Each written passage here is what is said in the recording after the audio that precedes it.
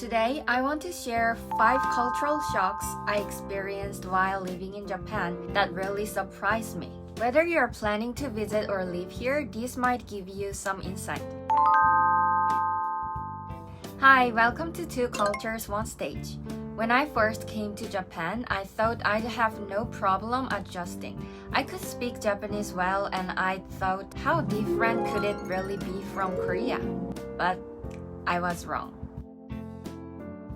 Let's start with something that happened when I was a university student. I went to the school cafeteria with my Japanese friend, and I didn't finish my meal because I was full. My mom in Korea always said, if you're full, it's okay to stop eating. But my Japanese friend looked at me and said, you didn't finish your food? That's mottainai. Mottainai is a cultural value in Japan that means what a waste. It's about respecting the resources and effort that went into creating something, whether it's food, materials, or even time. Leaving food unfinished can feel like a lack of gratitude. After that experience, I began to understand why finishing your food matters so much here. It's a sign of respect, not just for the food, but for the people who prepared it.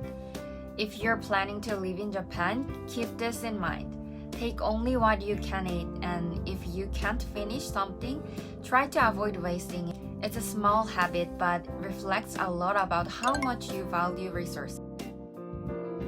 The second cultural shock was the difference in customer service. The first time I really noticed it was at the airport. Japanese airport staff were smiling, polite, and went out of their way to help people, even if those people didn't ask for help. In contrast, customer service in Korea can feel a little colder. For example, when I ask for help at a desk, the staff often look very serious and don't show much emotion. It's not that the service is bad, it's just more direct and focused on efficiency. In Japan, this approach to service comes from the concept of omotenashi, which means selfless hospitality.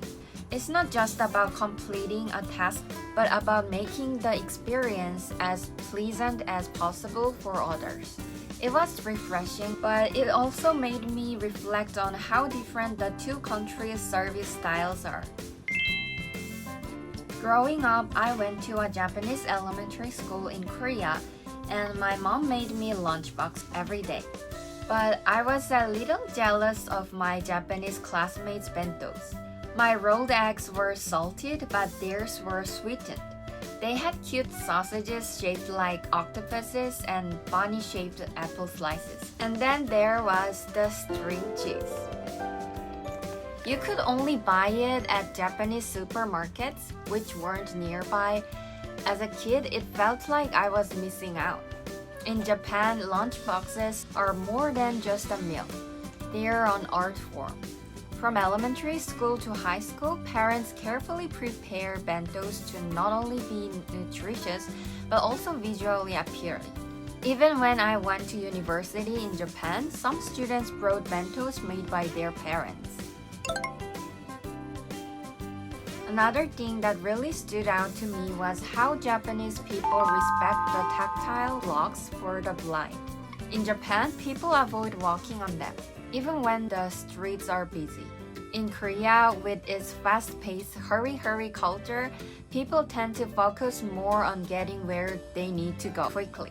If the blocks are in the way, they will walk on them without much thought. In Japan, though, there's a lot of mindfulness about leaving these paths clear. It's part of a large cultural value of being considerate of others in public spaces. It's something I admire and try to follow now. This one took me the longest to understand. Actually, I still don't understand this culture, or it doesn't feel like a good fit for me. Indirect communication. In Japan, people often avoid expressing their true feelings directly. Let me give you 2 examples. At a university circle party, I didn't want to drink alcohol because I wasn't comfortable yet. When I said no, one of the girls stared at me, but she didn't say anything. I had no idea what she was thinking.